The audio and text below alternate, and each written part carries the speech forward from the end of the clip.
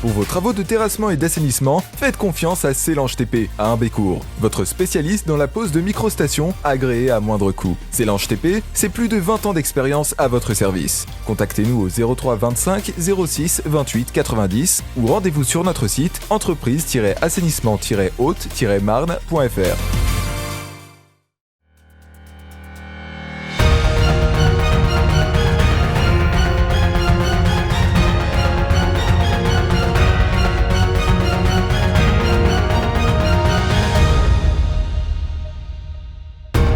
Bonsoir à tous, nous sommes le jeudi 20 août 2020, bienvenue dans votre journal, voici les titres de cette édition.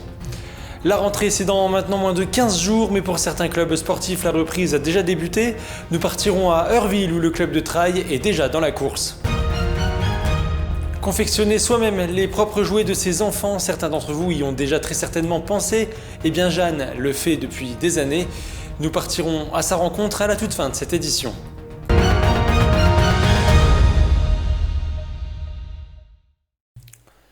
Mais avant de développer ces titres, en bref, nous vous en parlions dans ce journal mardi. Laura Gentil, jeune femme de 23 ans qui était portée disparue depuis le 15 août, a été retrouvée saine et sauve dans le département de la Côte d'Or. C'est ce qu'a annoncé la gendarmerie de la Haute-Marne sur sa page Facebook.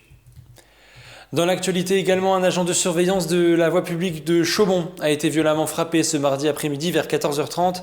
D'après le site d'actualité Actu 17, c'est un simple rappel à l'ordre concernant un véhicule gênant qui est à l'origine de cette altercation. Ce dernier venait en effet de demander à un automobiliste de se stationner correctement son véhicule. Les policiers ont vite retrouvé la trace de l'agresseur présumé en s'appuyant sur des témoignages.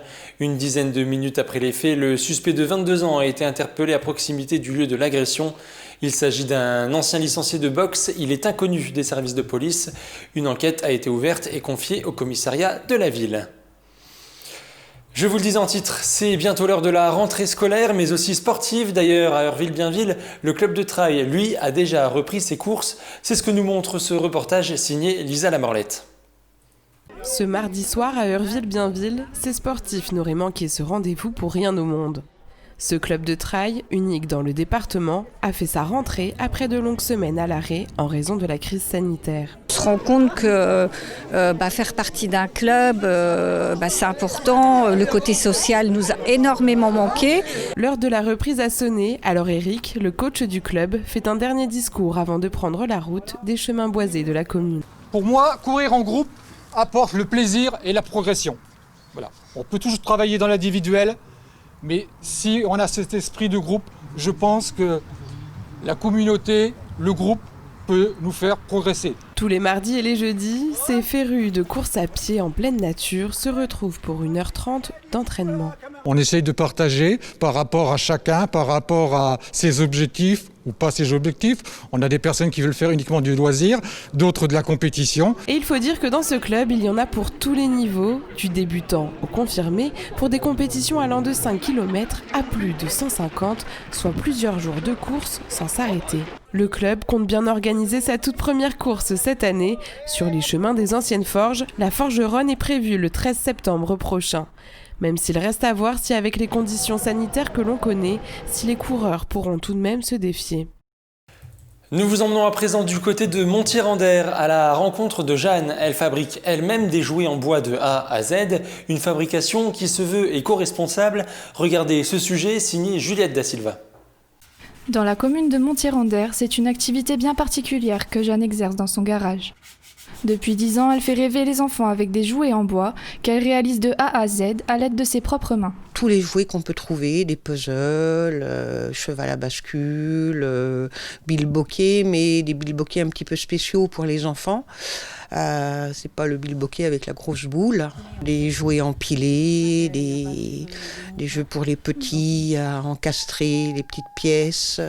Une passion qui a gagné son cœur en voyant le sourire de ses neveux et nièces, pour qui elle réalisait déjà des jouets avant de se vouer pleinement à cette activité. Je travaillais en ESAT comme monitrice d'atelier.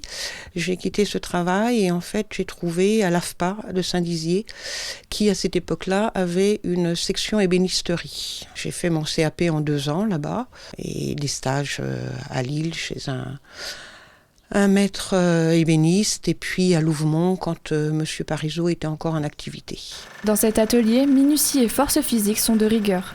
C'est ici que Jeanne garde précieusement les matériaux locaux qu'elle trouve à seulement quelques pas de chez elle. Alors le bois, je vais à la scierie à Eurville-Bienville. Sinon, je récupère aussi du bois un peu à droite, à gauche. Jeanne reçoit régulièrement des commandes personnalisées par téléphone et via sa page Facebook. Elle a d'ailleurs réalisé des objets de décoration pour la boutique L'Essentiel de Montier-en-Der. Certains de ces produits sont à retrouver dans la boutique en ligne Créa Avenir, basée à Chalon-sur-Saône. Avec cette activité éco-responsable, Jeanne se place en véritable Mère Noël pour le plus grand bonheur des tout-petits qui pourraient bientôt faire une croix sur les jouets en plastique. C'est la fin de cette édition, merci de nous avoir suivis et de votre fidélité. Dans quelques secondes, vous retrouverez votre météo. L'information continue sur Puissance Télévisions. Toute l'actualité qui vous concerne, à voir ou à revoir, dès maintenant sur puissancetélévision.fr et sur notre application mobile. C'est quoi ici? 3 ou 4? Si c'est 4. 4? C'est pas 2 ici? 2? Il me semble que c'est 4. 4, 2, vite là, je vais passer pour je sais pas quoi. Non, c'est 4. 4, c'est possible. Ouais, je je suis presque sûr. Sûr? 4. 4. Salut. Salut. Et non, ici la bise c'est 3. Passons un bon été avec les bons réflexes. Cet été, le virus circule toujours. Ensemble, continuons d'appliquer les gestes barrières. Ceci est un message du ministère des Solidarités et de la Santé.